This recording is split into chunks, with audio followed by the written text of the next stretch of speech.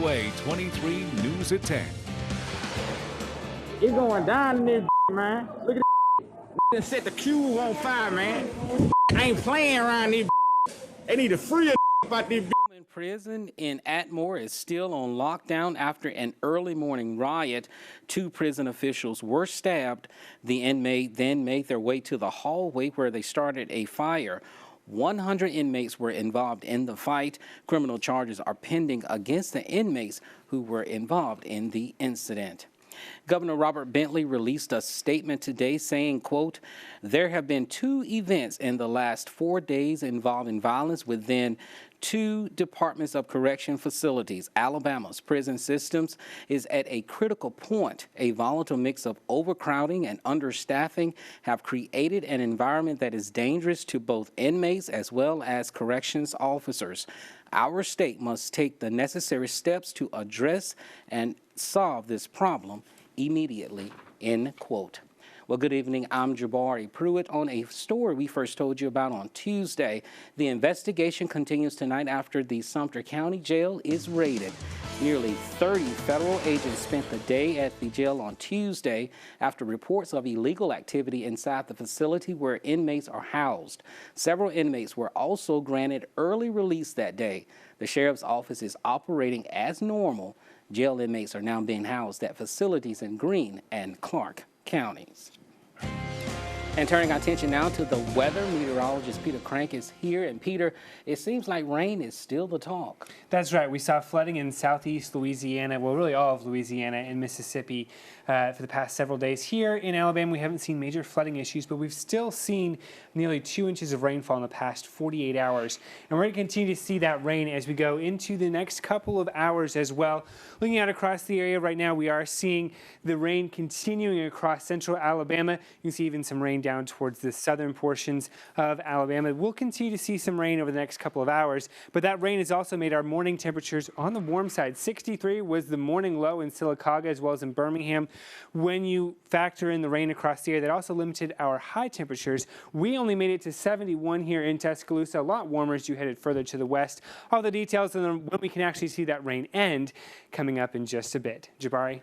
All right, Peter, thank you. Well, that's 3 people are dead due to flooding in Louisiana, 1 person dead in Texas, and at least 400 homes are flooded in Mississippi. Here's Nick Valencia. From Texas to Tennessee, thousands of residents across 6 states have been affected by historic rainfall. This woman had to be carried out of the water after driving her car into a flooded-out road in Memphis. In Louisiana, the state's governor called in the National Guard to help with water rescues. Obviously, this is a very serious weather event, serious enough that the entire state has been declared an emergency. Tara Morris shot this video in West Monroe of a houseboat that broke loose and floated away. There was nearly 2 feet of rain in the worst parts of the state. We weren't prepared for none of this. Sheriffs in Hammond, Louisiana, went door to door by boat to rescue people who were stranded. Hey, are they getting people or what? More than 100 people had to be evacuated in Bossier Parish due to the rising floodwaters. If y'all need anything, call 911 and let us know. All right, man, I appreciate it. With more severe weather in the southeast on the way, the National Weather Service says flash flooding will remain throughout the weekend, especially for south and coastal Mississippi. Now, that was Nick Valencia reporting. Now, officials say the 3 people who died in Louisiana ignored signs regarding flood waters. Turn around, don't drown is that simple. The National Weather Service is advising residents across the southeast to take it seriously. According to the National Weather Service, flash floods can occur within minutes without any signs of rain. And just before spring break, 22-year-old Jordanius Wolverton is killed in a car crash. It happened last night in Florida. Now, we're told he and 2 others were heading to Miami for spring break. Now, he was a student at Stillman College. The 2 others are listed in critical condition. And we're talking student drivers. The ABA and the Alabama Law Enforcement Agency have started an initiative to help keep student drivers safe. WVUA 23's Yostina Benoub joins us live now with more. Yostina. Jabari, Alabama state troopers want to remind parents and kids about the Alabama graduated driver's license law.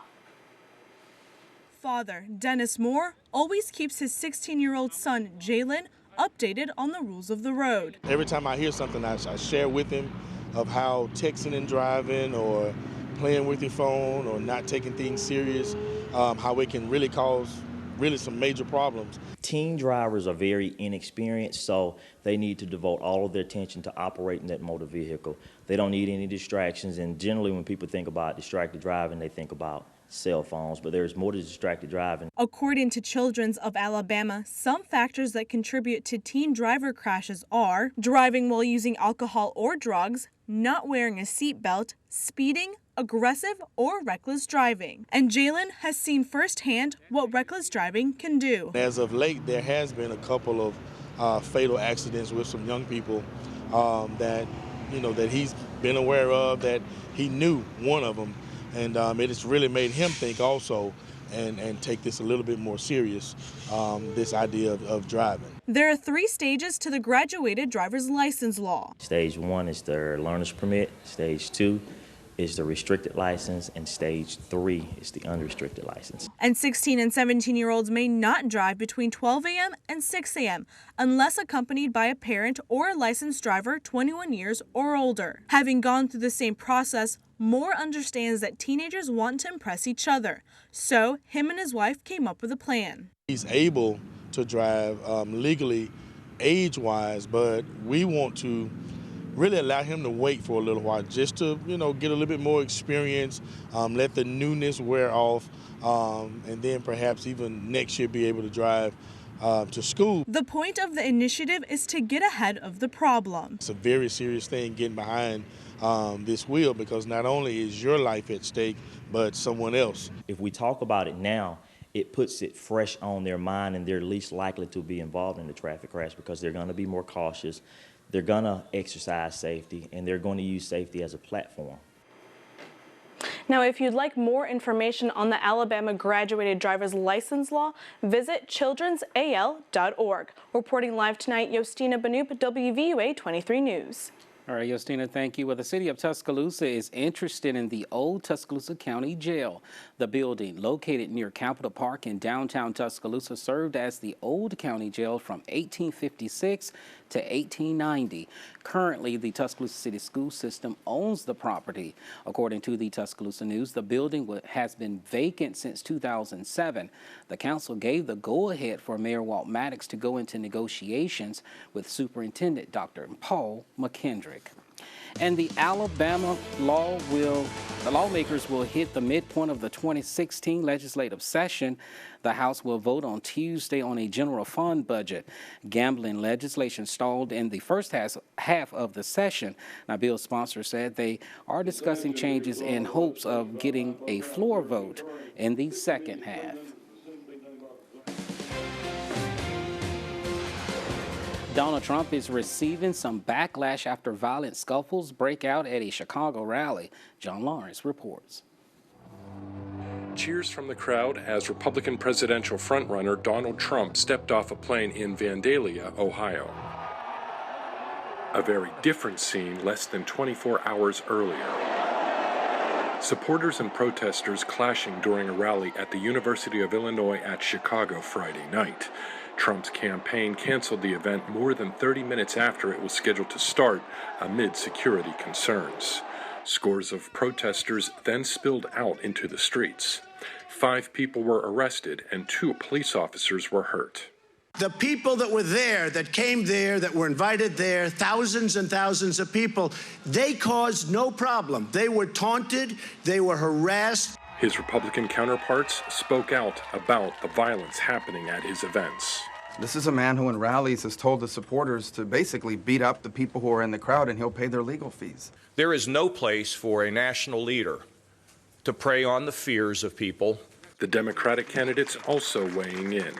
Donald Trump has got to be loud and clear and tell his supporters that violence at rallies is not what America is about. Even the Vandalia rally wasn't completely free of incidents. One protester was escorted out after he tried to rush the stage. John Lawrence, WVUA 23 News. And smoke alarms are a key part of a home fire escape plan. Firefighters are working on a Project Safe campaign. It includes smoke alarms for everyone in the community. They also went door to door checking for smoke alarms. The National Fire Protection Association, as far as smoke alarms are concerned, recommends that you have them in the following places. One on each level of the home, one outside the sleeping areas, and now, which they didn't do before, is they recommend one in each bedroom. Now, if you live in Northport and need a smoke alarm, you can call Northport Fire Rescue at 205-333-3020. And it was Emergency Awareness Today at Lowe's in Northport. Dozens of emergency responders talked to people about what to do in case of an emergency.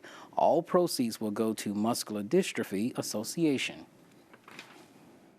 A lot of times in retail, you just don't get an opportunity to really step outside.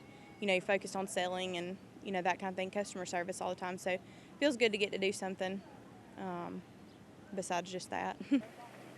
Now, muscular dystrophy is very rare, and researchers are still trying to find out how many people are actually affected by the disease. And still to come on the news at 10, engineering students from across the Southeast took part in an unusual boat race. Stick around, we're coming right back.